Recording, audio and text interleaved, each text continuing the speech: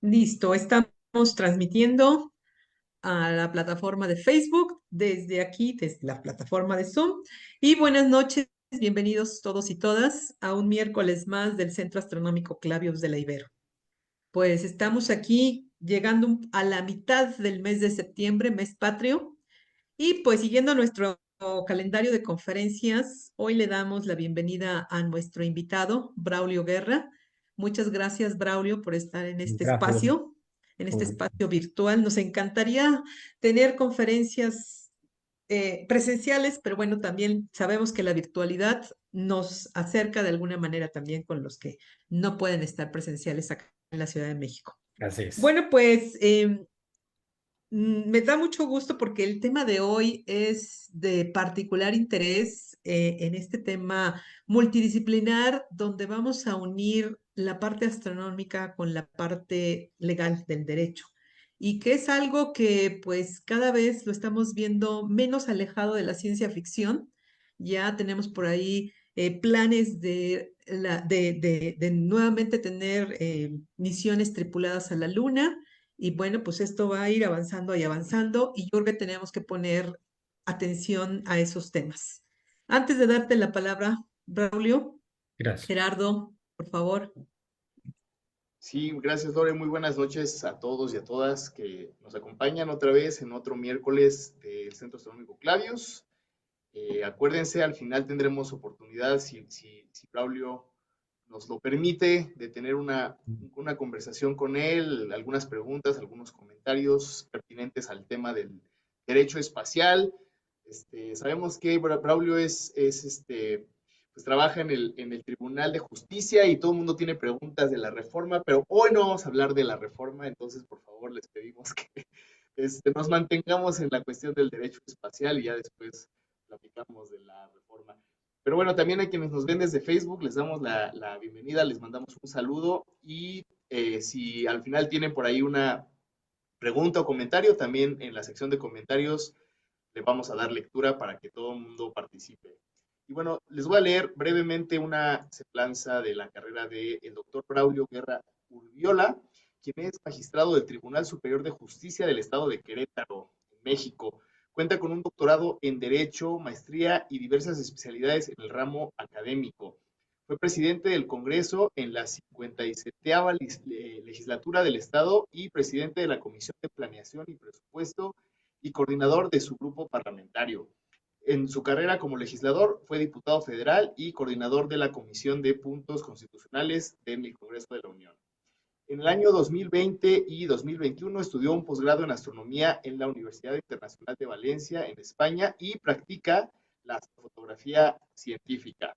Es deportista en la práctica del triatlón de larga distancia y ha obtenido el título de Ironman en 5 ocasiones y 10 con la medida de distancia. En 10 con la medida de distancia. Cuenta con 3 libros, siendo el primero su tesis doctoral, El planeta como bien jurídico a tutelar, prologado por don Mario Molina, quien fue premio Nobel de Química y con quien tuvo la oportunidad de trabajar en diversos proyectos legislativos sobre el combate al cambio climático. Y aquí, bueno, le voy a parar, todavía continúa, pero si Sí, no, no, no, mejor adelante. empezamos con el tema y al final seguimos charlando. Braulio, pues muchísimas gracias por estar con nosotros y ahora sí estudio el foro. Sí, les aprecio mucho la invitación, Lorena, Gerardo, a la Ibero, de verdad, su consideración para mí es un alto honor que puedan, pues, conocer este trabajo que pareciera distanciarse de, pues, la profesión madre o origen de un servidor, que es la del derecho, que es a lo que me he dedicado toda la vida, pero siempre de manera paralela con mi hijo Braulio, pues que será desde el 2008 más o menos, pues somos grandes apasionados por la astronomía, al grado que, bueno, pues en el 2020 emprendimos un proyecto juntos para estudiar y meternos más de fondo en este tipo de temas. Digamos que es una manera también de salirnos del planeta y de todos los problemas que vemos a diario. Yo formo parte de la sala penal como magistrado en el Tribunal Superior de Justicia y créanme que vemos cosas muy complejas y sin duda pensar en el universo, en sus posibilidades, pues nos pone en un plano superior de pensamiento y de filosofía y de ideas. Cuando hice la tesis de doctorado, la centré en el tema jurídico, combinándolo con los aspectos que tienen que ver con el cambio climático, y después, de manera posterior, hice un postdoctorado en Derecho Público en la Universidad de Las Palmas, en Gran Canaria, y mi director de tesis, al irle llevando distintos temas de propuestas para mi tesis, para hablar un poco del origen de esta idea, me dice el doctor Rubén Miranda: oye, pues el primer proyecto que me mandaste era un tema sobre tecnología en la persecución de delitos, muy hecho a lo que yo me dedico. Y me dijo: sabes que eso ya está muy avanzado acá en España. Después les dije: bueno, pues algo sobre inteligencia artificial. Me dijo: ¿saben qué? Pues esto ya también ya está muy trabajado. Queremos que hagas algo pues como más global.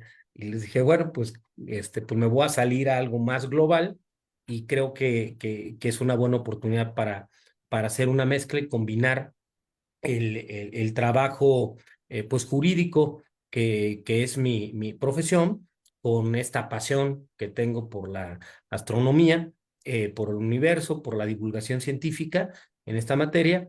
Y una vez que terminé la tesis de postdoctorado, se me contactó en Tirant Lo Blanc, en Humanidades, y pues me honró la Agencia Espacial Mexicana, el doctor Landeros, Salvador Landeros, la UNAC, la Universidad Aeronáutica de Querétaro, eh, y otras instituciones, mi universidad, que es la Autónoma de Querétaro, en publicar mi tesis, que es esta, que si quieren les daré más datos donde se puede adquirir, o enviarles también a ustedes algunos ejemplares con muchísimo gusto, que su título es El Neoderecho Espacial y los acuerdos de Artemisa sobre la Luna, ¿no? Y efectivamente, entrando a ello, me di cuenta de lo escaso, de lo árido que es el tema en el abordaje legal y jurídico, particularmente en México. Apenas hace meses, podríamos decir, quizás menos de un año, el Congreso de la Unión legisló, incorporó al artículo 73 de la Constitución la posibilidad de comenzar a emitir leyes en materia del espacio ultraterrestre. Es decir, el principio de legalidad nos dice que una autoridad solamente puede hacer aquello que la ley le señala, por lo cual, pues el Congreso, nuestro Congreso, pues no estaba facultado para legislar o para emitir leyes en esta materia. Entonces, pues digamos que este paso fue el primer indicio de que existe este interés, conectado precisamente con una serie de factores que ustedes seguramente conocen desde la perspectiva de la ingeniería, de la ciencia, de la astronomía, de la astrofísica, pero que sirvió para que un servidor pudiera escudriñar en la parte jurídica y realizar una investigación al respecto. Voy a compartir pantalla para poder ir desarrollando la exposición. En ese sentido, eh, pues debemos preguntarnos, así abrimos un poco la idea: ¿cómo es el derecho del espacio hoy, ¿no? ¿En qué punto estamos parados? Y cómo debería ser. La verdad es que, así como la ciencia ficción, yo abordo temas que hoy ya están previstos en el mundo, en las regulaciones jurídicas, de manera pues muy precaria, pero me gustó denominarlo también como derecho ficción, ¿no? Hay una segunda parte en lo que, desde la perspectiva de un servidor, podría ser una propuesta o una serie de propuestas que abordé en esta tesis, respecto de cómo podríamos visualizar a la ciencia jurídica, al derecho, conectado con los fenómenos de la exploración espacial y el universo hoy en nuestros días. En este sentido, voy aquí a cambiar la página. Bueno, pues ese es el libro que les comentaba, que se me publicó para estos efectos. Y bueno, pues en la justificación, que seguramente ustedes ya conocen, pues saben y todos estamos convencidos de que el ser humano por naturaleza es un explorador. A mí me llamó mucho la atención escuchar en esta serie de Neil deGrasse Tyson en Cosmos este episodio en donde nos narra este pacto que hacen el Homo sapiens con el lobo en un principio, después lo alimenta, después lo domestica y eso lo permite pues salir y aventurarse a desarrollar pues un camino y no quedarse estancado y no quedarse en una sola comunidad.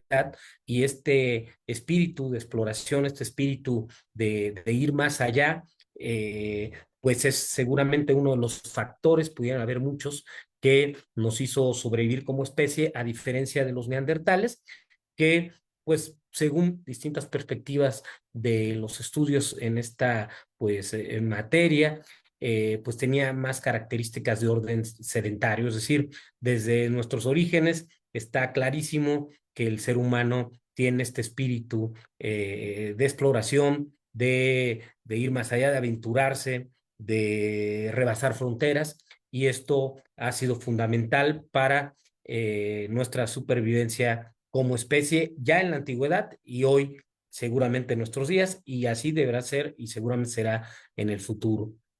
Todos sabemos que las motivaciones que existieron en los años 60 para ir a la Luna tuvieron que ver con una bipolarización, con una guerra fría, una circunstancia que ponía en tela de juicio en el mundo, en el globo terráqueo, quién lideraba, quién tenía esa máxima, ese máximo potencial a nivel mundial entre la ex Unión Soviética y los Estados Unidos.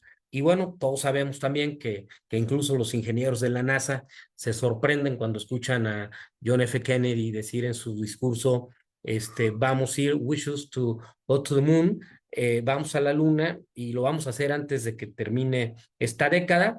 Y francamente, pues también conocemos todos que los ingenieros no sabían cómo lo iban a hacer, ¿no? Cómo iban a lograr, pero el presidente Kennedy hace un compromiso político, es decir, es la política, es la supremacía mundial, es la bipolarización con los Estados, con la Unión Soviética, la que nos permite pensar en explorar el espacio y conquistar la Luna, ¿no? Ya el discurso de Kennedy de los años 60 para ir a la Luna ya hablaba de nuevos recursos, ya tocaba el tema y decía, sí es cierto que somos y podemos ser los líderes del mundo, pero también hay recursos allá afuera, hay recursos que se encuentran allá afuera. En este contexto geopolítico, previo a ir a la Luna en 1967, se empiezan a suscribir tratados, es decir, acuerdos internacionales que surgen en el marco del derecho internacional y que empiezan a regular la exploración espacial de forma que se regulen los principios que deben regir las actividades de exploración.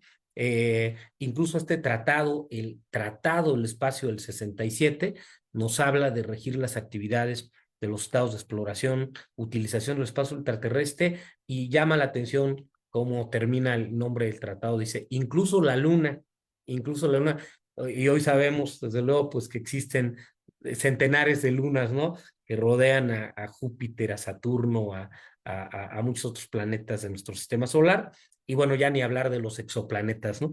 Entonces, que las distancias pues son desde luego abismales, pero este es el título que se le da al primer tratado internacional que se suscribe en los 60s, con el objetivo pues de decir, bueno, esto puede originar un conflicto internacional, puede generar un choque entre dos potencias, vamos generando normas, reglas de convivencia internacional, mundiales, que nos permitan transitar en esta nueva forma de ver el mundo y de explorar el espacio exterior. En ese sentido, se firman varios tratados, los resumo de manera muy rápido, los voy a hacer de manera muy enunciativa. Ya se empieza a pensar en acuerdos en los años 60 y 70 sobre los acuerdos de salvamento, de devolución de astronautas, es decir, restitución de objetos, los casos o la casuística de que los astronautas pues aterrizaran o llegaran a lugares distintos a donde fue su lanzamiento, a su país de origen, a su nacionalidad. Hay convenios respecto a la responsabilidad internacional por daños que se pudieran causar por objetos espaciales que pudieran impactar o generar precisamente este tipo de perjuicios y daños en algún lugar distinto al que fue originado el lanzamiento. Hay un convenio sobre el registro de objetos lanzados al espacio ultraterrestre. Debemos decir que la Secretaría General de la ONU tiene un registro, tiene obligación y está entre sus facultades tener precisamente una bitácora, una documentación registrada de lo que pactaron los países en aquella época. Habrían de ser estos objetos lanzados al espacio ultraterrestre. Hoy me parece que está rebasada la ONU en este tema, lo vamos a ir viendo poco a poco. Y acuerdos para regir actividades en la Luna y en otros cuerpos celestes, declaraciones de principios para utilización de estos recursos, para las transmisiones de televisión, para la teleobservación, para la prohibición y también regulación de los temas que tienen que ver con la energía nuclear en el espacio ultraterrestre y particularmente en cuestiones de cooperación internacional. Y también ya se empezó a hablar en los años 60 y 70 de qué hacer con los países en desarrollo, ¿no?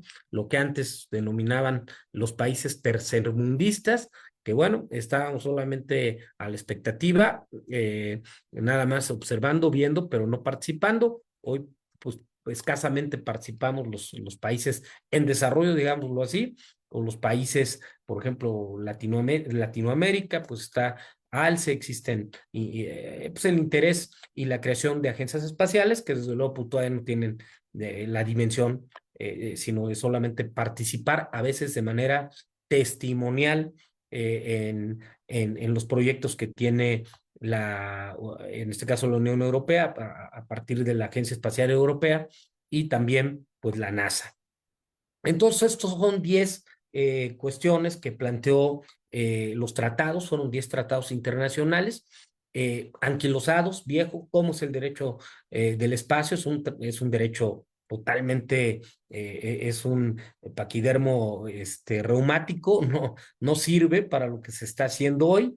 Y bueno, mi padre en paz descanse fue maestro de Derecho Internacional, de ahí también despierta una parte de la clase de Derecho Internacional cuando impartimos la materia, está este apartado del derecho espacial, pero pues así como se habla del derecho del mar, así como se habla del derecho aeronáutico, que ya tienen mucho camino recorrido, pues son extractos muy pequeños los que se abordan en las materias de derecho cuando hablamos de derecho espacial, y aquí se enmarcan principios, que vamos a partir de estos principios para poder entender y comprender la problemática a la que nos enfrentamos jurídicamente hoy en día.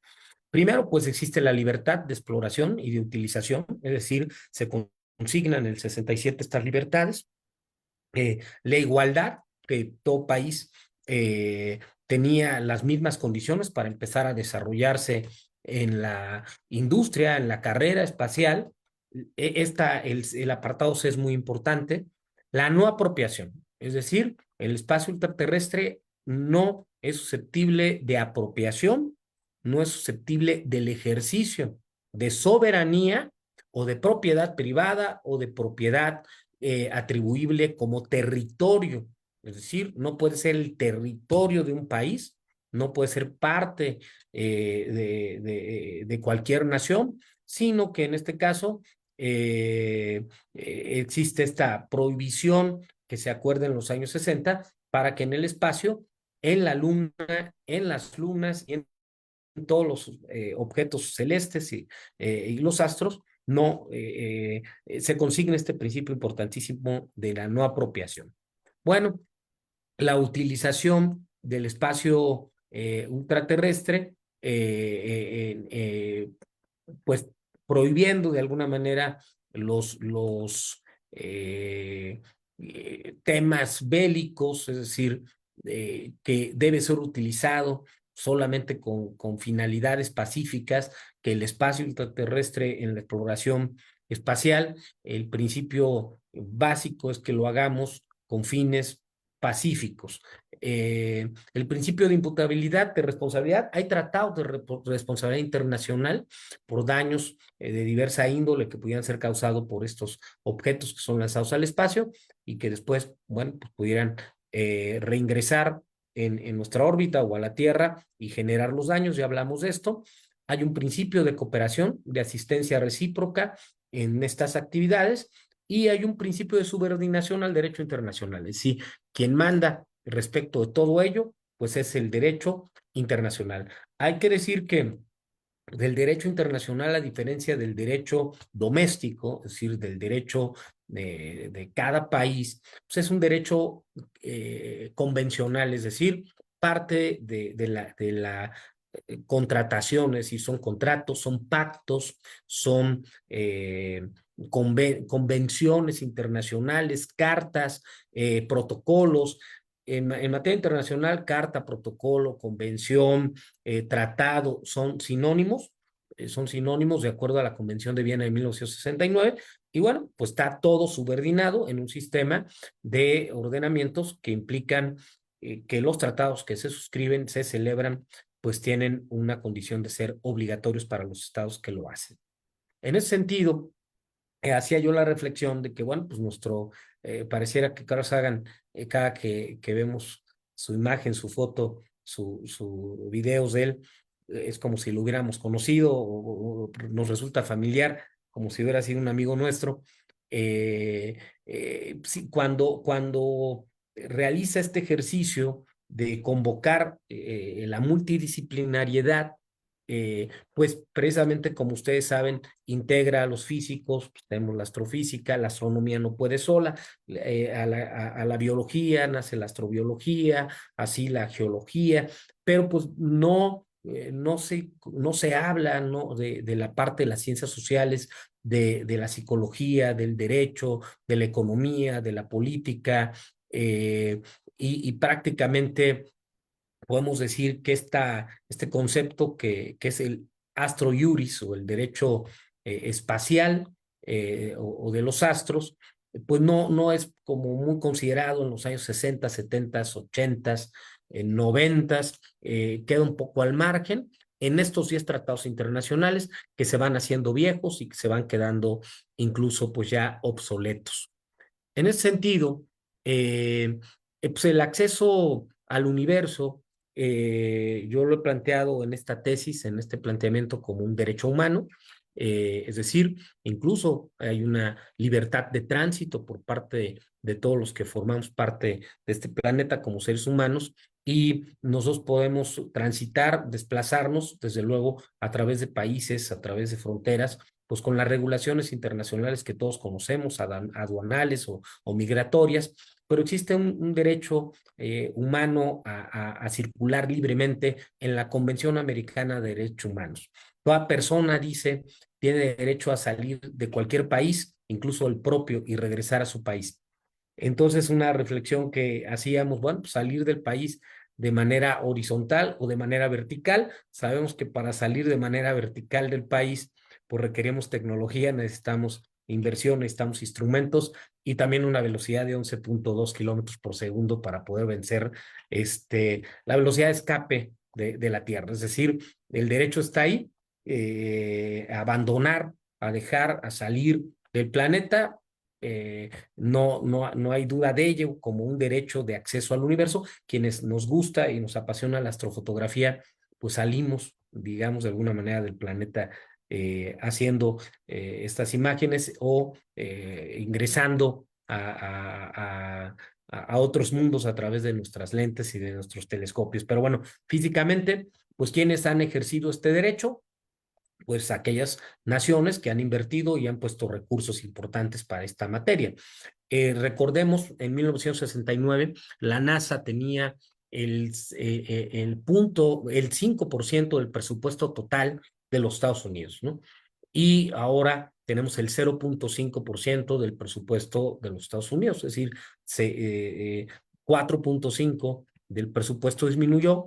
precisamente porque el interés en salir al espacio y conquistar la Luna, un 5% del presupuesto de un país es muchísimo, desde luego, pero pues se convirtió en la prioridad política, solamente pensando en el liderazgo mundial, en la simbología y en la política. ¿Qué surge en estos últimos años? Un proyecto que, como ya todos saben ustedes, lanza Estados Unidos a través de la NASA, también, pues, desde luego, con la Agencia Espacial Europea, y este es el detonante de que empiecen en algunos países como México y otras naciones a crearse las agencias espaciales. Esto con el objetivo de acompañar política y jurídicamente, lo entrecomillo, a los Estados Unidos en este proyecto que viene a ser la contrapartida del proyecto Apolo, ¿no?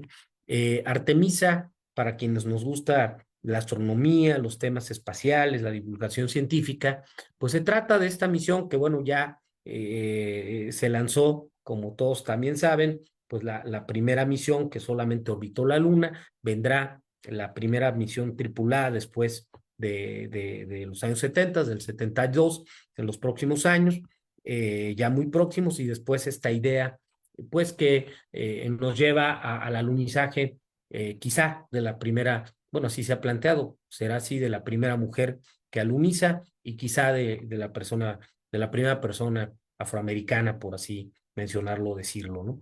Pero bueno, esta es la parte científica, esta es la parte que luego nos despierta este interés de voltear a ver el proyecto Artemisa como un proyecto científico, un proyecto de exploración, un proyecto que trae este atractivo de llevar a estos 3 tripulantes, y cuáles son los objetivos de ello. Pues desde luego ya no están solamente basados en demostrar quién es el líder mundial o quién tiene el potencial, o quién viene a combatir pues esa paranoia, ese miedo que causó el Sputnik, ¿no? Cuando los rusos lo ponen a orbitar por primera vez, y los Estados Unidos entran en pánico por la posibilidad de que Rusia tuviera, o la Unión Soviética, esta tecnología. Surgen en recientes años los acuerdos de Artemisa, el proyecto Artemisa, pero surgen los acuerdos, los acuerdos. ¿Qué son los acuerdos de Artemisa? Digamos que esto es lo más nuevo que existe en materia de derecho del espacio, ¿sí? Pero debemos decir y preguntarnos si es realmente derecho del espacio, o es derecho como tal. Realmente se trata de un ejercicio que impulsó Estados Unidos de acordar con más de 25 países que lo acompañen en este proyecto políticamente, con compromisos o pactos entre caballeros, más compromisos políticos que compromisos jurídicos. Un tratado internacional es suscrito, bueno, se celebra por el jefe de Estado, por el presidente, por el primer ministro, en su caso, de algún país en cuestión, eh, y posteriormente es aprobado por el Senado de la República, por ejemplo, el caso mexicano, y después es ratificado, y estos adquieren un valor forzoso, obligatorio para las partes. En el caso de los acuerdos de Artemisa, no se hace un gran tratado internacional como en el 67, sino que se generan 10 compromisos que los firma el Departamento de Estados de los Estados Unidos y la NASA, es decir, una agencia espacial con otras agencias espaciales, como la Agencia Espacial Mexicana, en este caso el doctor Salvador Landeros, la Agencia Espacial Mexicana. México suscribe los acuerdos de Artemisa y no se logra pues un proyecto global, toda vez que pues precisamente los primeros que ponen el grito, literalmente ahora sí, en el cielo, son los rusos, los chinos, la India y Corea, otros países que no comparten o no quieren participar de este proyecto, pero además los Estados Unidos se esfuerzan porque no participen, es decir, hacen con Europa, particularmente con la Unión Europea, esta alianza que permite que se lance este proyecto, no con un tratado internacional, sino con acuerdos. ¿Qué naturaleza legal tienen? Pues la verdad es que no son forzosos, son acuerdos políticos, pero también son declaraciones políticas que tienen ya sesgos de responsabilidad jurídica, porque son una especie de acuerdos interinstitucionales, ¿no? Entre instituciones, como el Departamento de Estado, como la NASA, como la Agencia Espacial Mexicana, que bueno, finalmente depende de la Secretaría de Relaciones Exteriores en nuestro país.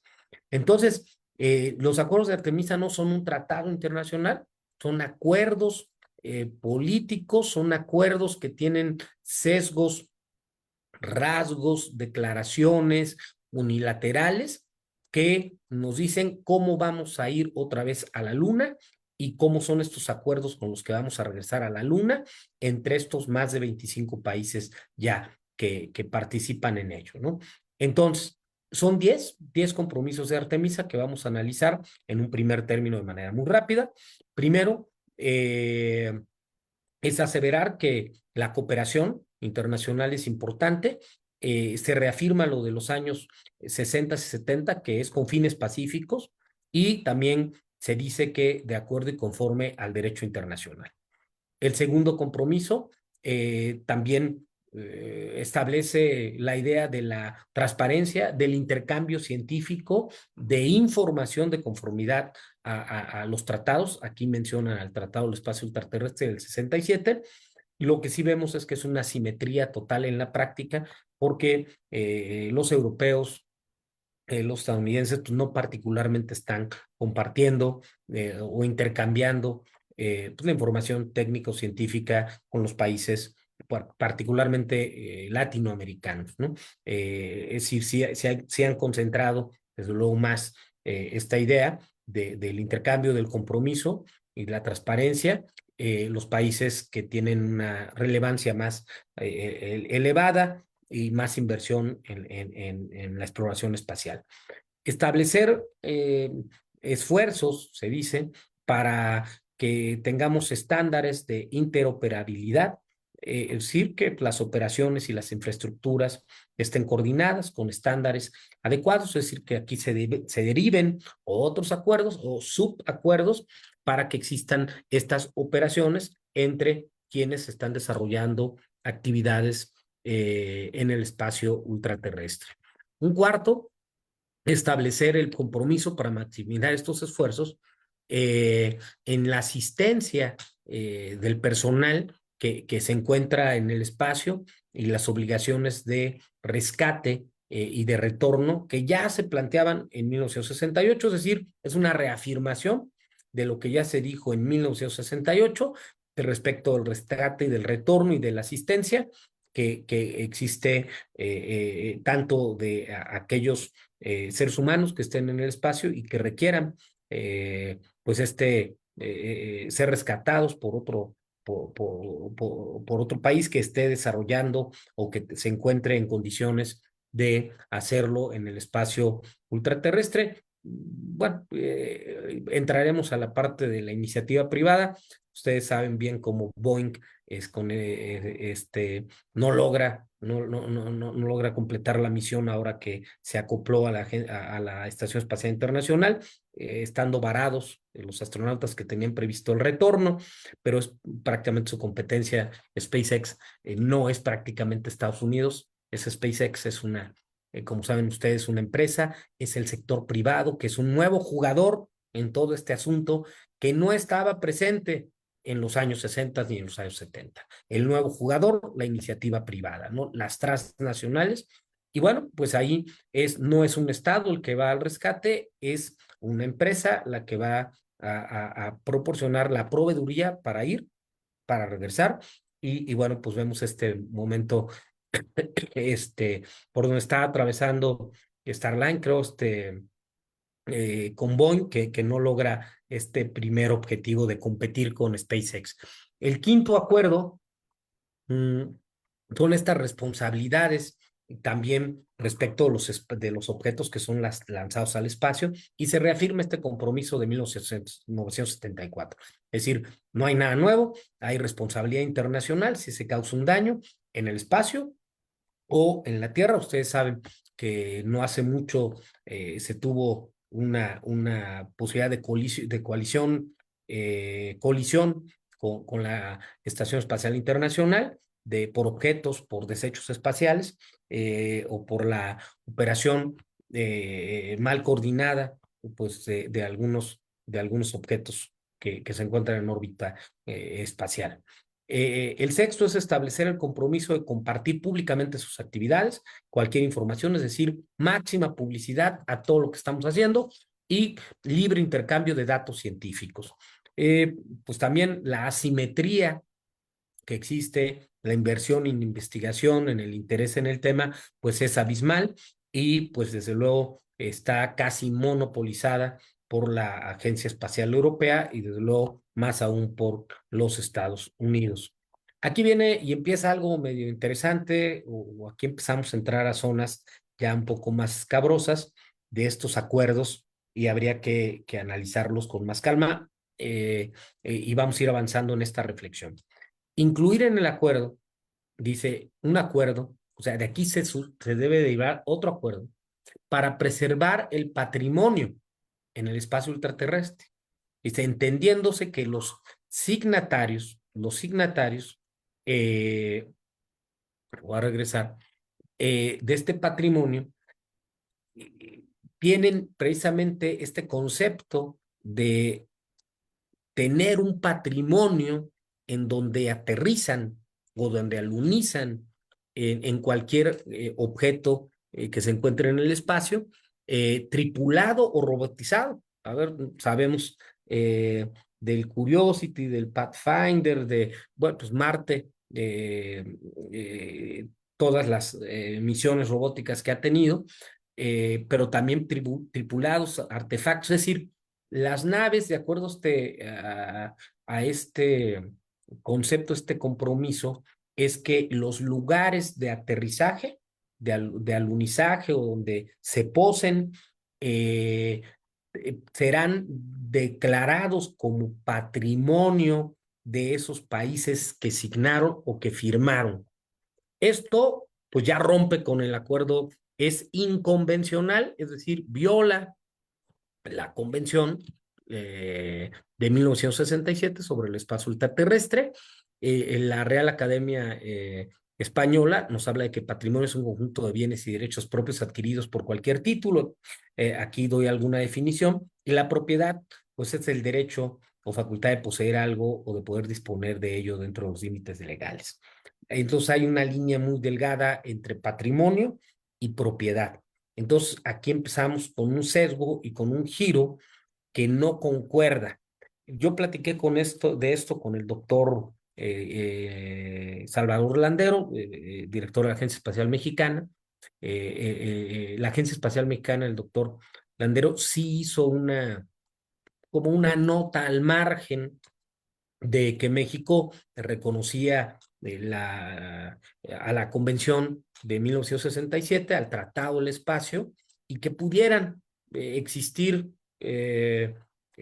algunas reflexiones en torno al compromiso séptimo respecto a ya decir que hay zonas en el espacio que pueden ser patrimonio del grupo de estados que firmaron o de uno de los estados, ¿no? En porcentaje respecto a la inversión que se realice en la exploración espacial.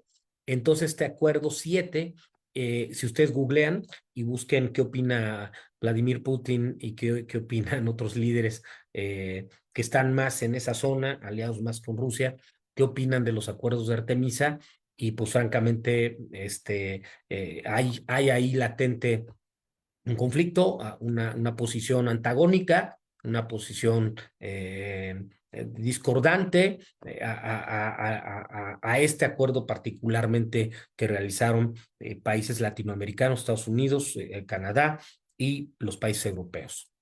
Fíjense nada más, nosotros tendrá unos pocos meses, el año pasado, que se legisló para poner en el artículo 73 de nuestra Constitución que podemos legislar en materia del espacio ultraterrestre, apenas facultándonos para hacerlo. Los Estados Unidos, en the Public Law, el 114, en 2015, fíjense la ventaja que nos llevan ya de 9 años en esta idea, emiten esta ley aprobada por la Cámara de Representantes y por el Senado estadounidense, que es con este título de Space Research, Commercial Exploration and Utilization. Es decir, ya hablan de la comercialización, de la exploración de los recursos en el espacio y la utilización de ellos. Pero les va a llamar, si nunca se han internado en lo que han hecho los Estados Unidos en materia legal respecto a los temas del espacio, pues digamos esto nada más es así como para empezar o como para abrir boca de lo que podemos ignorar o no estar tan enterados de hasta dónde están los avances en sus leyes y en su preparación jurídica en torno al derecho espacial. Dice esta ley, que es muy amplia, esta ley no nada más es un artículo, pero aquí les doy un extracto, ¿no? Los ciudadanos estadounidenses que se encuentran involucrados en la exploración, en este caso, en tener acceso a los asteroides, a los recursos, porque no nada más lo limita a asteroides, si se fijan, sino dice, or a space resource under the chapter shall be entitled, es decir, o cualquier recurso, ¿no? Que pueda estar allá afuera, cualquier recurso natural, cualquier objeto, no nada más es una situación de asteroides, sino lo engloban todo. Dice que el ciudadano estadounidense que tenga acceso a ello y que logre posarse sobre ello, porque hay más narrativa en esta ley posteriormente, este solamente es un artículo, dice, tendrá la posesión, podrá tener la propiedad, podrá transportarlo, usarlo, podrá venderlo, ¿sí? Los recursos que han sido obtenidos de este asteroide, y como ya hablamos acá arriba de, o cualquier otro recurso que se encuentre ahí arriba, o en el espacio, y se les dará, el título para que puedan poseerlo, transportarlo, usarlo, y todas estas características con las que pueden manejar los recursos en el espacio. Eso sí, muy elegantemente, al final dice el artículo, sí, todo esto de acuerdo al derecho internacional. Pero, pues la verdad es que rompe este artículo, esta ley, con los compromisos del Tratado de 1967. ¿Qué dicen los Estados Unidos?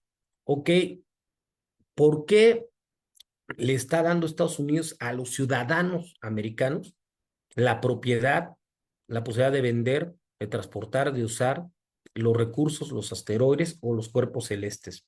Bueno, dicen, no es en sí los Estados Unidos quien lo está haciendo como país, como nación, como Estado-nación, sino nosotros estamos hablando de la iniciativa privada.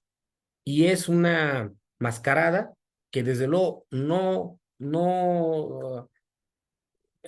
una oposición ultranza a ello, porque a quienes nos gusta mucho la exploración espacial y estos temas, pues reconocemos en Blue Origin, en SpaceX, pues la tecnología, la capacidad empresarial, las inversiones, la parte científica, la ingeniería, todo lo que se ha hecho para avanzar en la exploración espacial, desde luego es encomiable, ¿no? Es encomiable y merece aplauso y ponernos de pie, y nos encanta estar viendo los lanzamientos y las misiones, pero la manera en la que jurídicamente y políticamente le da la vuelta para zafarse del Tratado del 67 los Estados Unidos, es decir, no soy yo, es SpaceX, y ellos crean precisamente toda la infraestructura y le dan y subvencionan a SpaceX porque tiene participación pública, subvencionan y apoyan de esta manera, para decir, no estoy violando el derecho internacional, porque el compromiso fue del Estado, de los Estados Unidos, y en este caso quien lo está haciendo es una empresa privada. Entonces, ahí tenemos un primer tema de discusión, de reflexión, de regulación y que puede generar un conflicto de naturaleza internacional, no a la víspera, pero sí, esto sin duda ya está generando tensión geopolítica, si vemos lo que está opinando de algunos países que ya están en la exploración espacial de hace décadas respecto de esta ley que sería inconvencional desde la perspectiva de un servidor. Incluir un acuerdo para garantizar, fíjense bien, la extracción y la utilización de recursos espaciales. Todos sabemos que esta utilización de recursos espaciales, aquí nos subraya, dice, la utilización de recursos espaciales no trata de constituir apropiación nacional de ningún tipo, ¿sí? Pero arriba nos dice, hay un acuerdo para que podamos extraerlos y utilizarlos, ¿sí? Pero este acuerdo es totalmente contrario a la ley que ellos emitieron, porque en la ley que ellos emitieron y que es una ley pública con todo el procedimiento legislativo de Estados Unidos, sí hablan de propiedad, dice de poseer, de ser propietario de un recurso que se encuentra en el espacio. Entonces hay un doble discurso, incluso dentro de los acuerdos de Artemisa, estos chocan, colisionan y pareciera haber una serie de cuestiones que unas no cuadran con las otras, porque aquí pues nos dice, no se trata de construir la apropiación nacional de ningún tipo. La apropiación nacional, pero ¿qué tal la ley que dice que sí la apropiación de un particular, de un empresario, del sector privado? Entonces ahí es donde está esa vuelta, ese giro, esa manera de decir, le vamos a dar un retorno al acuerdo del 67 y no hay apropiación nacional, pero si un ciudadano como Elon Musk llega y se posa, pues es patrimonio, ¿sí? Y pudiera tener esta propiedad y pudiera tener todos los derechos sobre ese cuerpo celeste, que suena, digamos, a una desproporción, una exageración, porque, bueno, se piensa originalmente en asteroides, pero sabemos que, bueno, pues la misma luna, las proporciones o las distancias para llegar a Marte, a Júpiter, a Saturno, pues son abismales, estamos muy lejos, no hay, digamos, todavía las condiciones para llevar al ser humano para allá. Aquí el noveno, pues, es reafirmar el acuerdo compromiso. El noveno compromiso es reafirmar, pues, estas condiciones con las que no interfieran unas actividades de unos con otros, que se desarrollen de manera multilateral, que contribuyan, que establezcan prácticas, criterios, que establezcan zonas seguras en donde puedan realizar sus lanzamientos, que no se empalmen, que puedan, digamos, cooperar en aquellas operaciones, ya sea de manera individual o de manera separada, eventos anómalos, zonas seguras, esto ya desde un punto de vista de la exploración en el espacio, del lanzamiento de satélites, de las misiones que se tienen por parte de los países signatarios de los acuerdos de Artemisa, ¿no? Pero bueno, el acuerdo de Artemisa está muy focalizado en la Luna, ¿no? Tiene un foco muy especial en la Luna, ¿no? Bueno, ustedes conocen el problema ya vigente de miles de toneladas que existen de desechos espaciales y habla de incluir un compromiso para mitigar la presencia de basura espacial, de desechos espaciales existente, y para eso, pues bueno, ya la tecnología, pues ya la ciencia, las empresas o los mismos países signatarios están analizando estas órbitas que a quienes nos gusta los temas astronómicos las conocemos muy bien, las órbitas bajas, las geoestacionarias, la órbita media y la órbita alta, y pues llevar pues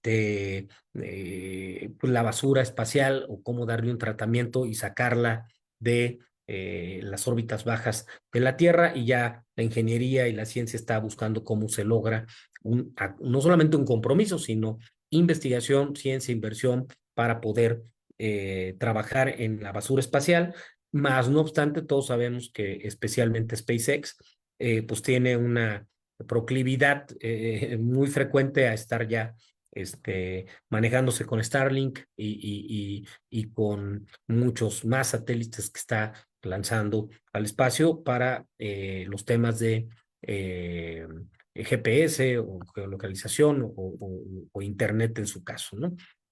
Es una estrategia antidesecho. Dice incluir un compromiso. Estos compromisos son muy básicos, todavía son muy precarios, todavía son casi inexistentes. Es decir, la intención está ahí.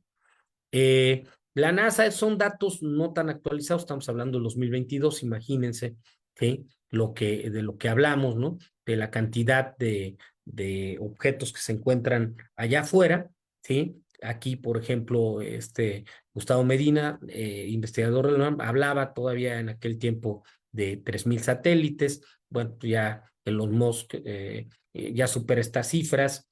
Y bueno, ¿cómo es posible llegar a asteroides? Bueno, ya vimos la misión DART, ¿no? Para precisamente redireccionar un asteroide, todo lo que implicó, pero pues bueno, ya tenemos ejercicios en este caso, en este sentido, que no son ciencia ficción, que ya son parte de nuestra realidad, aunque todavía de una manera tan contundente, nos falta muchísimo por avanzar, pero pues ya el acceso a los asteroides, sin duda, es parte ya de nuestras realidades científicas y humanas. Nos hablan de estas prácticas que la NASA comienza a realizar, ¿sí? Y a documentar en torno a la utilización de estos objetos que también quiero referirme, que es importante y lo abordo en el libro, la parte ética en la exploración espacial, la parte jurídica y la parte ética. Hay un estudio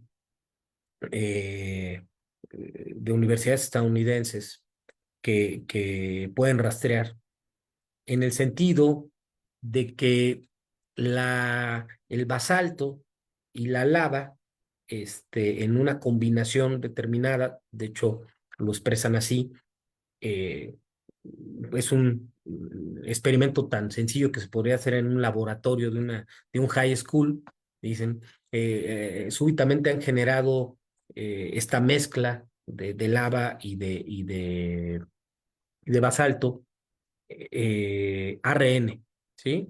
Este precursor, ¿no? Del ADN, el ARN. Entonces esto comienza a hacernos pensar pues, en todas estas teorías del origen de la vida, la panspermia, o realmente estas mezclas químicas, como este ARN que surge de esta mezcla de la actividad volcánica. Y bueno, pues sabemos que el titán, bueno, con el etano, con el metano, tenemos a Io, a Ganímedes, a todas estas lunas las que tienen mayor actividad también volcánica, los géiseres de Europa. ¿Qué tanto nuestras ondas o nuestras naves o nuestras misiones, precisamente esta responsabilidad humana de no contaminar el ecosistema de estos planetas, de estos lugares, de estos puntos en el universo y en nuestro sistema solar?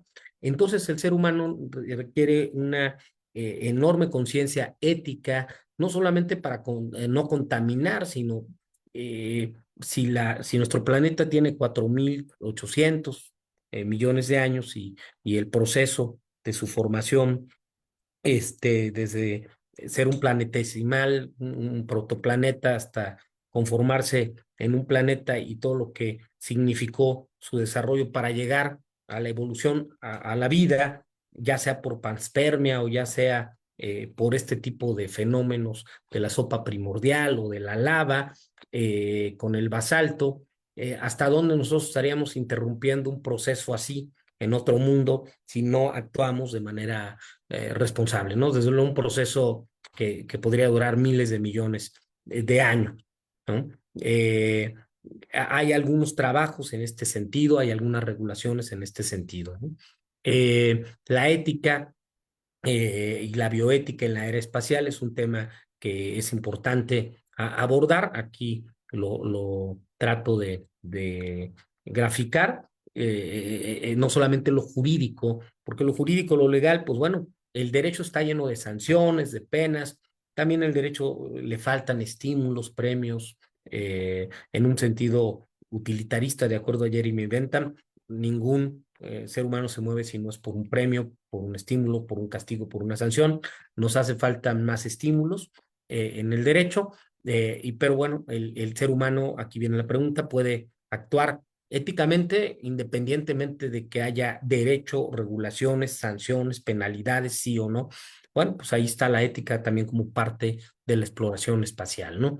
Y bueno, pues entramos a un momento disruptivo de la exploración eh, de la exploración espacial, porque la realidad hoy en día es que la razón primordial sí es para quienes hacen ciencia, para los astrónomos, para los astrofísicos, sin duda la exploración, y no desde un punto de vista romántico, sino el hecho de comprender nuestros orígenes, nuestro destino, de profundizar mucho más en la composición, en el entendimiento del espacio, del universo, en su comprensión en niveles más profundos. Ese es nuestro espíritu, pero la realidad es que la iniciativa privada y las empresas y hoy la exploración espacial está enfocada sí o sí en los recursos económicos que se encuentran allá afuera. Sabemos todos que a través de la espectrografía podemos determinar pues el impacto de la luz en las partículas de la materia que nos dan esta especie de código de barras, de líneas de absorción que nos permiten saber los materiales que ahí existen, saber que en el cráter, pues en Clavius, ¿no? En el polo sur de la Luna, pues hay agua, o que hay titanio, o que hay hierro, o que hay pues una serie de elementos, pues tenemos las herramientas para nosotros saberlo, y ahí es donde ya la iniciativa privada y los países están encontrando el futuro de sus economías, y eso hay que subrayarlo. El futuro a mediano largo plazo de las economías comienza a entenderse en el espacio ultraterrestre.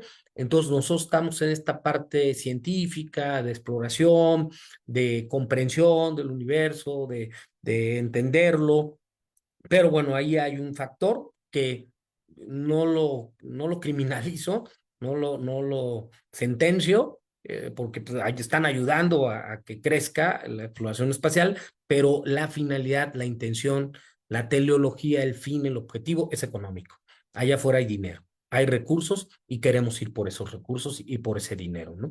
Eh, entonces, miren ustedes, es una idea en donde ya más bien de lo que hay, que lo resumí muy sucintamente, de lo que hay, vamos a lo que puede haber. Nosotros nos pusimos de acuerdo hasta 1982. Fíjense, en los años de 1500, 1600, Hugo Grocio escribe con Francisco Suárez, Francisco Vitoria, padres del derecho internacional, Mare Liberum, ¿no? ¿De quién es el mar, no? El mar libre. Ya se hacían estas preguntas. Nosotros terminamos o entró en vigor la COFEMAR o la CODEMAR hasta 1982. Es decir, en 1982 nos pusimos de acuerdo de quién era el mar o cómo íbamos a distribuirnos el mar. Estamos hablando, pues, de que la mayoría seguramente de los que aquí nos encontramos en este Zoom, en esta interacción, pues ya en 1982 ya estábamos aquí todos, ¿no? O sea, hace no mucho que apenas decidimos cómo distribuir el mar y se hablaba de mar territorial, el mar territorial son 12 millas náuticas. Por ejemplo, México, su mar, hacia el Pacífico, hacia el Atlántico, 12 millas náuticas son territorio nacional, es decir, ejerce soberanía ese país sobre las primeras 12 millas náuticas, ¿sí? Entonces se habla de territorio nacional, de soberanía. Después, el mar patrimonial es una idea que surge en la COMEMAR, es decir, bueno, si nos vamos a 200 millas hacia el fondo, hacia adelante en el mar, partiendo de la plataforma continental, no estamos hablando de que sea nuestro territorio, no es territorio, sino que es un mar patrimonial, es un mar donde le denominamos en la Constitución y en tratados internacionales como la zona económica exclusiva. Es decir, solo México, dentro de las 200 millas náuticas, o en este caso Estados Unidos o Canadá, dentro de las 200 millas náuticas, pueden extraer recursos naturales, es decir, desde recursos como la pesca hasta la minería, ¿no? O el petróleo, los hidrocarburos. No tendrían derecho otros países a hacerlo porque es una zona exclusiva para México. Es decir, es el mar patrimonial, no territorial. Patrimonio y exclusividad de explotación de recursos ahí. Y bueno, está el alta mar, que ya es pasando las 200 millas náuticas, pues tenemos nosotros que ese mar pues es libre, los recursos que ahí encuentre, pues es más o menos esta idea de lo que habla esta ley de los Estados Unidos, poniéndome ahora ya de este lado, de decir, pues el que se lo encuentre es de él, ¿no? Es su propiedad, es suyo, ¿no? En el alta mar o en la zona, que también así se llama, pues prácticamente tenemos que los países son, si encuentran recursos minerales o naturales en aquellos sitios, pues podrán apropiarse de ellos y será reconocido este patrimonio para ellos, ¿no? Yo considero que este es un método, pues digamos, histórico, en el cual ya trabajó la humanidad. A mí me parece peligroso que la ley del 2015 de Estados Unidos ya hable de cualquier objeto, es decir, de cualquier recurso de asteroides, pero no partiendo en distancias o partiendo en límites o ya hablando de propiedad abiertamente, de posesión, de venta, de renta, de estos temas que ya vimos. Y yo quiero inclinarme más a que si vamos a explorar el espacio y necesitamos un nuevo tratado internacional y la ONU trabaja en un proyecto de esta naturaleza, que ya la Asamblea General de la ONU tiene distintos trabajos en esta materia, pero todavía muy dispersos y sin conclusiones muy contundentes, y todavía son declaraciones, no son compromisos internacionales, que no hablemos que mantengamos fuera de foco el territorio, es decir, este asteroide es territorio de los Estados Unidos, esta zona de la Luna donde alunizará Orión, la cápsula que se desprenderá de este proyecto Artemisa, o bueno, lo que orbitará la Luna y después lo que alunizará, que no se considera precisamente territorio de un país en particular, sino que pudiera empezarse a trabajar con un concepto así como de mar patrimonial, espacio patrimonial. Esto arregla un poquito la idea de los acuerdos de Artemisa que rompen con el Tratado de 1967, pero no deja claro a los jugadores nuevos en esta dinámica que es la iniciativa privada, ¿no? Como es SpaceX, por ejemplo, liderando la industria aeroespacial. No queda claro si tendrá propiedad privada ahí o no. De acuerdo a su ley, sí, pero yo no voté, por ejemplo, como mexicano, por Nancy Pelosi o por congresistas estadounidenses. Todos estos congresistas pues, le están dando la propiedad de los recursos en el espacio a sus ciudadanos. ¿Y quiénes son ellos para darle la propiedad a sus solos ciudadanos?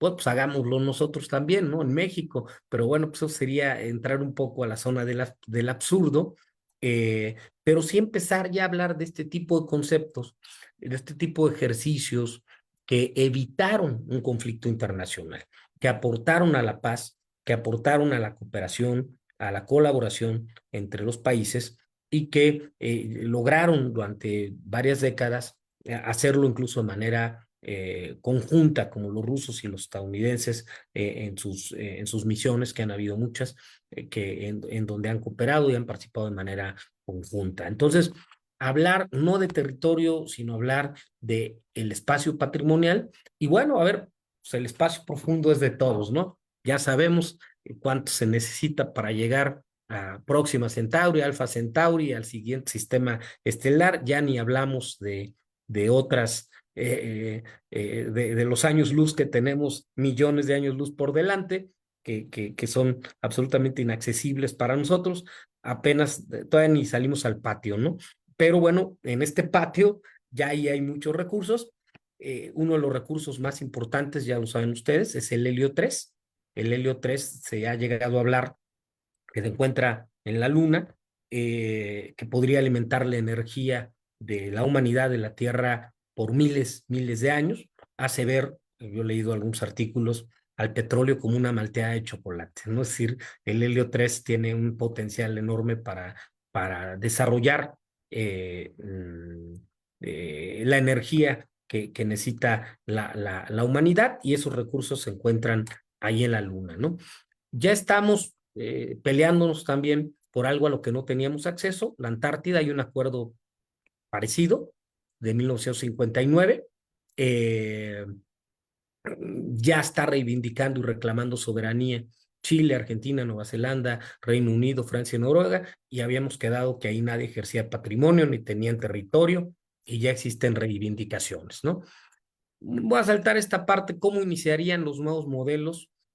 ¿Cómo iniciaría una nueva sociedad? Aquí hago un estudio en el libro.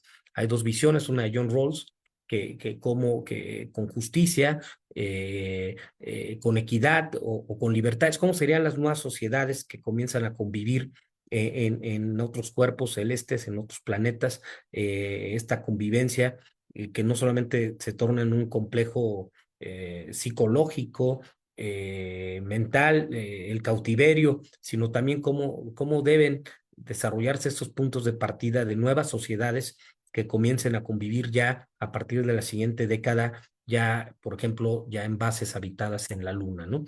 Existen nuevas ramas del derecho espacial, o distintas eh, derivaciones, como por ejemplo el derecho penal. Ustedes saben cuál es el primer eh, delito que se cometió en el espacio, por ejemplo. Pues uno había pensado, pues a lo mejor es un plagio, alguna cuestión que tiene que ver con propiedad industrial, propiedad intelectual, alguna lesión, alguien alguna situación de esta naturaleza. Eh, pues resulta que lo que era la primera mujer que buscaba hacer la caminata espacial, la primera mujer en hacer una caminata espacial sola, contrajo matrimonio previamente con otra astronauta, adoptan hijos, forman familia, pero ellas se divorcian, eh, y desde la Estación Espacial Internacional, el derecho penal, fíjense ustedes las implicaciones, tiene un elemento que es básico: el territorio. Yo no puedo decir, si yo cometo un delito, por favor, a mí, yo firmo un contrato, firmo algo, firmo un documento, un papel, a mí, por favor, júzguenme en Sonora, o júzguenme en Quintana Roo, o júzguenme, por favor, en la Ciudad de México o en Guanajuato, ¿no? No, no, no. El territorio determina básicamente, como regla de competencia, quién es el juez que va a juzgar el hecho de que tú hayas cometido un delito. Si te encuentras en un avión, en una nave, en el espacio, en el espacio aéreo, que todos sabemos, la doctrina nos habla de que eh, el espacio aéreo termina a los 100 kilómetros, ir pasando la línea de Kármán. Como ustedes saben, ya estamos en el espacio ultraterrestre, pero el convenio de Chicago de los años 40 no lo determinó. Es decir, esta es una costumbre internacional, saber que el espacio está pasando 100 kilómetros, pero bueno, en el espacio aéreo, pues la bandera de la nave espacial, de la nave, perdón, aeronave, o de un avión, o la bandera de un buque, de un barco, pues ese sería análogamente el territorio, y sería el juez competente el que juzgaría un delito. Un lugar como la ISS, como la Estación Espacial Internacional, tiene una especie de codificación y de reglas penales internas. Hay todo un desarrollo en ello, lo comento en el libro, en donde Estas reglas se supone que el país de donde es nacional la persona que cometió el delito tiene que juzgarlo. Si no lo hace en determinado tiempo, el país de donde es nacional la víctima puede reclamarlo, y hay una serie de reglas al respecto muy interesantes. Pero bueno, el delito que comete esta astronauta es que desde el espacio ingresa a la cuenta bancaria de donde es copropietaria con su ex esposa, y vacía los fondos, extrae los fondos financieros de esa cuenta. Y bueno, se lo hacen ver después, la ex esposa se da cuenta, no se van a juicio, pero entra esta reflexión, esta pregunta: ¿quién es el juez competente? Es multinacional. Hay módulos, sí, nacionales, pero este delito financiero, que es el primero que se detecta, se registra en el espacio, ¿quién lo va a juzgar? ¿Quién es el juez competente, no?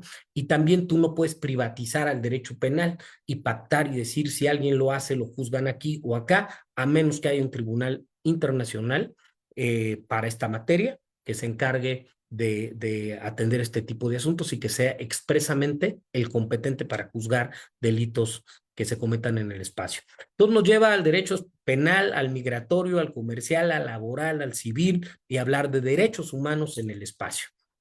Ya casi voy a terminar. Este libro se lo recomiendo mucho, es de Luigi Ferrajoli. Ferrajoli es un pensador italiano, un jurista de lo más reconocido en la filosofía, en la dogmática jurídica hoy en día en el mundo, y se aventó este proyecto bien interesante, también algo de ficción en él, de la constitución, si tuviéramos una constitución del planeta Tierra, ¿no? Y habla de esta constitución y la desarrolla, la hace la, la, la constitución, la plasma, y es muy interesante leer su proyecto, además de una persona tan seria como Luigi Ferrajoli, que es todo un ícono. Es Michael Jordan jugando básquetbol, pero acá en el derecho, ¿no? Para mejor referencia, fíjense lo que dice Ferrajoli en su propuesta de esta constitución de la Tierra, cómo rompe antropocentrismo, ¿no? Y habla: la Tierra es un planeta vivo, pertenece como casa común a todos los seres vivientes, a los humanos, los animales y las plantas. No nada más es nuestro, de los humanos. Pertenece también a generaciones futuras, a quienes no han nacido, a las que la nuestra tiene el deber de garantizar la continuación de la historia, que ellas vengan al mundo y puedan sobrevivir en él. La humanidad forma parte de la naturaleza. Su supervivencia y su salud depende de la vitalidad y la salud del mundo natural, etcétera, etcétera. Es decir, él habla de interespecies, rompe una idea antropocentrista. Esto lo planteó en lo que fue la tesis de doctorado que su servidor realizó, como el planeta bien jurídico a tutelar, que me honró muchísimo don Mario Molina en prologar, pero hace 100 artículos Ferrajoli, y termina precisamente en esta idea del planeta, ¿no? Solamente el planeta. Yo le meto o le propongo a Ferrajoli un artículo 101 a su constitución de 100, y un poco me voy a esta nave de la imaginación de la que nos hablaba Carl Sagan, ¿no? Y Neil deGrasse Tyson, esta nave de la imaginación y del derecho ficción, y de, pues, pensar más allá, quizás en la fórmula de Drake, quizás en esta idea de que no estamos solos, estamos lejos, muy lejos, pero no solos. Por lo menos en la estadística eso nos podría arrojar, y con la conciencia de que la astrobiología pues está buscando microorganismos, o apenas de una forma muy incipiente, pero yo me quería imaginar un artículo 101 de la Constitución de Ferrajoli. Con esto quiero terminar esta exposición, y lo redacté de esta manera, de una manera muy, si a ustedes les parece, muy romántica, pero pensando en una posibilidad, por la más baja que esta pudiera llegar a ser, ¿no? ¿Quién está a cargo, no? Si encontramos otra civilización. Artículo 101, y esta es una redacción que su servidor propuso para mm, pues digamos, fantasioso, entre comillas, artículo, pero en el que está desde la señal WOW hasta las detecciones de atmósferas del James Webb en otros exoplanetas, ¿no? y así lo redacté. Artículo 101. Nosotros que llegamos a ser uno, habitantes del planeta al que al unísono denominamos Tierra, reconocemos la inmensidad y vastedad del cosmos, sus cuerpos celestes, sus elementos químicos y físicos que son constructores de la vida humana y de todas las especies que en nuestro planeta residen. Que la exploración espacial y el aprovechamiento de los recursos naturales en el espacio ultraterrestre son para el beneficio de la vida y su evolución en el universo. Que nuestros propósitos de internarnos en el cosmos son pacíficos y tienen también como finalidad las altas miras de la ciencia. Estamos en la búsqueda de otras formas de vida inteligente o no, más allá de nuestro planeta, a la que respetaremos en cuanto a sus derechos y existencia suponen. De hacer contacto en el espacio ultraterrestre con otras civilizaciones, reconoceremos sus derechos, promoveremos la paz y el intercambio de los conocimientos científicos para nuestro bienestar recíproco. Digamos que es pues un primer artículo muy futurista que pudiera ser parte de una idea jurídica de este derecho ficción, con la que es un libro que elaboramos con bases en los tratados internacionales, en los acuerdos de Artemisa, en regulaciones, en contratos, en aspectos que tienen que ver con las concesiones. Ahora mismo hay temas que los Estados Unidos están tratando en materia ambiental. Por ahí dio cuenta este canal que me gusta mucho seguirlo, Ecos de un Mundo Estrellado, de proyectos pues incipientes, pero del medio ambiente en el espacio, de cuidar el medio ambiente del espacio. Y bueno, pues todas estas ideas que sin duda, decían los romanos, ubi societas ibi jus, donde hay sociedad, hay derecho, y donde pues estemos en la convivencia los seres humanos unos con los otros, tendrán que haber reglas, tendrán que haber normas, tendrán que haber principios, tendrán que haber pues una serie de regulaciones que nos permitan que avancemos, progresemos. El derecho es sinónimo de progreso, de evolución, y es antónimo de caos, de retroceso. Por eso es fundamental que la ciencia, la astrofísica, la exploración espacial empiece a incorporar las ciencias sociales y las humanidades en su devenir y en sus trabajos. Este es el link de donde ya se puede adquirir en línea el libro. Les puedo enviar algunos ejemplares con mucho gusto, y pues les agradezco muchísimo su atención y su paciencia a esta exposición de su servidor. Muchas gracias.